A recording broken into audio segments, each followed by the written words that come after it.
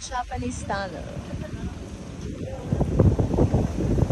So, papasok na kami sa tunnel. Then, tatagos sa kabila. Let's go. Let's open up our... How was that?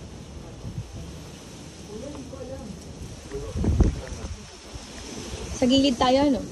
Sa gilid po kayo naman. Dito sa may bato? Yes, ma'am.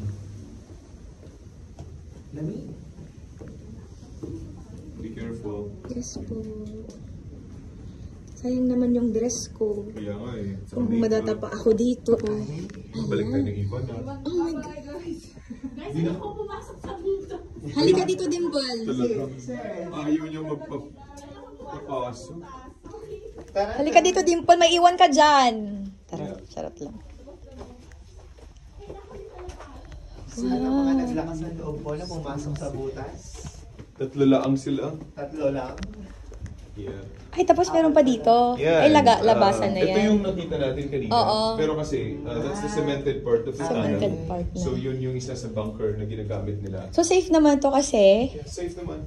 Oh, Ay, meron pa doon. Huwag Huwag ka dyan, Meron Mayjoy. tong 32 stairs going down and it keeps on getting narrower and narrower as you get down. Really? So, ito yung exit point. But then, hindi na tayo bababa dyan Oo, for very some ano na. reason. So, if you wanna know the reason, mamaya na. Wag na. Please, dito na lang tayo.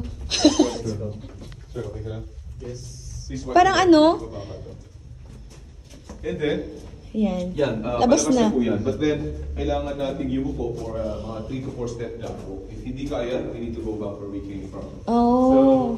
So, ito yung isa sa bunker nila. At pwede mong silipin din sa butas kung gaano kapapalit. Papakita kung gaano. Talagang hinanda yan sa malalakas na Ay, ang kapal talaga. Para saan to?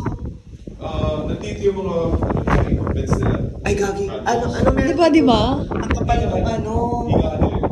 Hinga. Because this one is facing the Pacific Ocean. Yung pinasukan natin is facing the West Philippines. Okay, so. So very strategic. Ay! Ay, nako! O yan. Okay.